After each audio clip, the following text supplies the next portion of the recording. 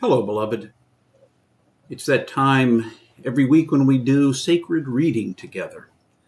And we take a sacred text. We listen to what the text may have to say to us, and then trusting that Spirit will speak into our lives, we listen not just with the ears attached to the side of our head, but the ears of our heart. We listen with our eyes. We listen with our bodies. We feel the vibration. We trust that Spirit can truly speak into our lives what we need to hear.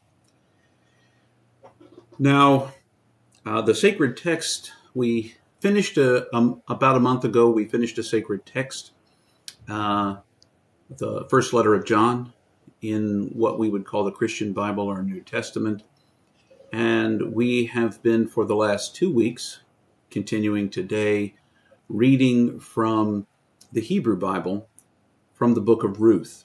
It's a short, beautiful story, and it is worth our time to listen for what it may speak to us. This week we'll be looking at Ruth chapter 1, verses 11 through 14.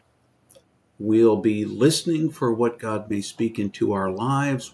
What is it that is flowing with Spirit with us? What will we hear? Will it be a word of comfort? It might be. A word of encouragement? Again, it might be.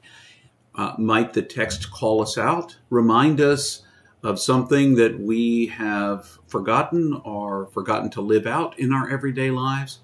That's also possible. That's the wonder of listening. And sometimes when I don't know what to pray or what to say exactly to Spirit, to God, even though I know from the book of Romans, it tells me that when I don't know what to pray, the Spirit's praying for me.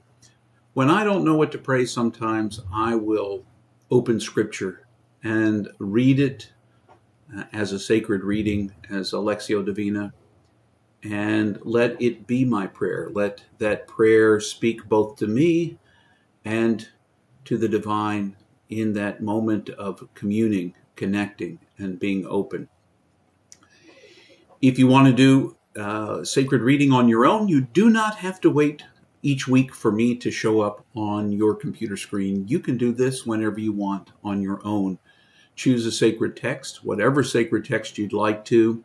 Usually pick something that's relatively short so that you can really drink deeply from whatever it has to say. You can do as little as a single line, a single sentence, or several sentences, several verses, but I encourage you to keep it short.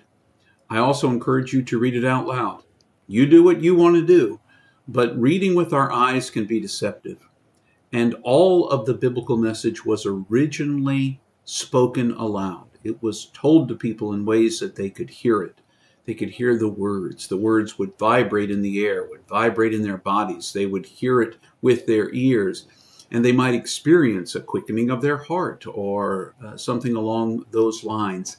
It's not just a listening. It's not just a reading with our eyes as we do with so many things, but reading aloud allows for a vibration.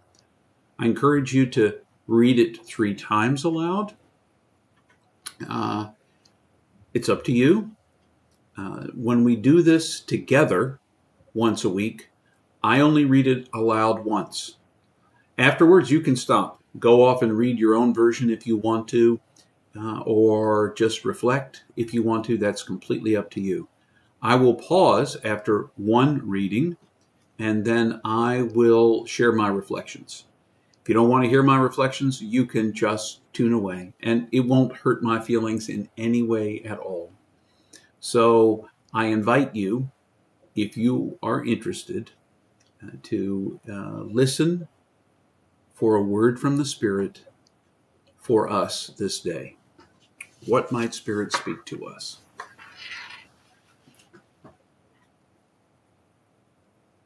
But Naomi said to them, "Go back, my daughters. Why do you want to come with me? I have no more sons inside me that you can take as spouses. No, you must go back, my daughters. I am too old to marry again. Even if I told you there was still hope for me. If I were to find a spouse and have children tonight, would you be willing to wait until they were grown to marry them? Would you refuse to remarry for this far-off hope? No. If you did that, it would tear me apart, for the hand of the Most High has been raised against me. And once more they wept loudly. Then Orpah kissed Naomi and returned to her people. But Ruth stayed by her side.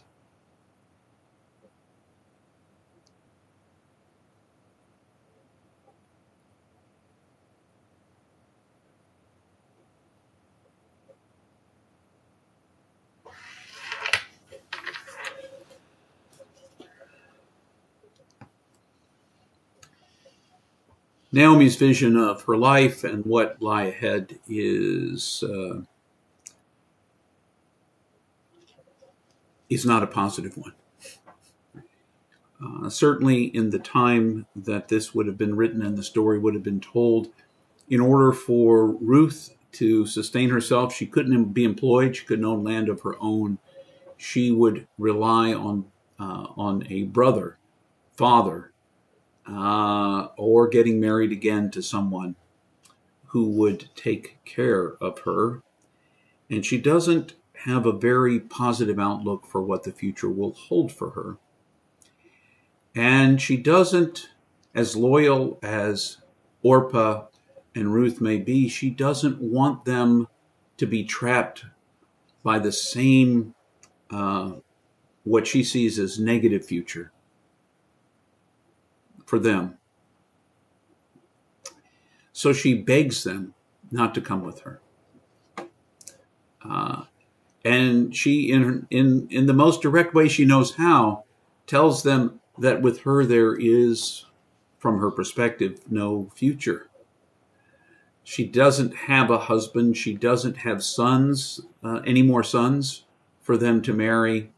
And so she encourages them to go back to their people, the Moabites, and to find a husband there, someone who can give them an access to the means of life. Now, I say all of that. That's not normally what we do when we do Lectio Divina, knowing the life situation. But the idea that you have to be married to have a full life is not what this text is saying. But in the time that this was written, in the time of Naomi and Ruth and Orpah, they needed to have to be married or to have a brother or a father who would take them back in and provide them a means of eating and a place to live. So Naomi is just calling it the way she sees it. In fact, because things have gone so poorly for her, she is certain God has turned against her. Do you ever feel that? Do you sometimes think, oh my gosh, my life is going so wrong. How could God be so opposed to me? I feel like that's what Naomi is saying here. The face of the Most High has turned against me. And I don't want to visit that on you. Let me bear this by myself. And Orpah, one of the daughter-in-laws, agrees and kisses Naomi and goes back to her people. Ruth, we're told, does not leave. What do I hear in this text? I hear a feeling I sometimes get that I'm alone and that God has turned against me. I don't get that feeling very often, but when things are their worst, it's often easy to make a very large hyperbole. Oh, God has turned against me. This is not good. And that's how Naomi is experiencing her life. Everything has fallen apart. Perhaps God is against her.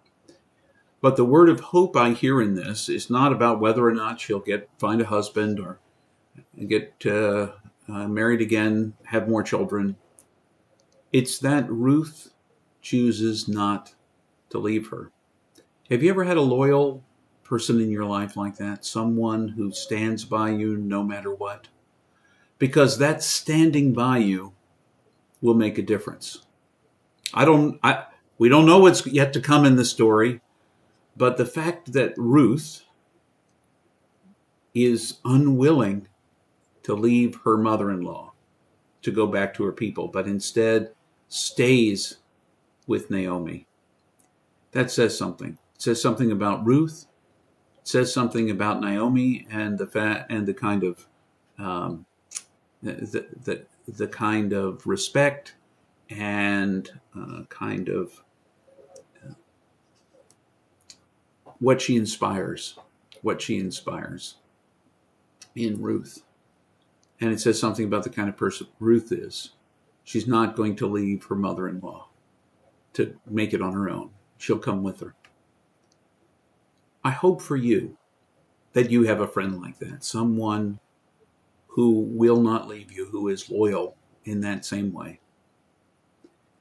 I hope that when things turn against you, even if you believe the Most High has turned against you, that you won't be afraid to claim it, state it, open it up, and lift it, because God can hear that too. Those are my thoughts for today about Ruth. We'll come back and read some more of her next week. I wish you all the best. Until then, remember, you are infinitely precious, unconditionally loved for the gift you already are. Until then.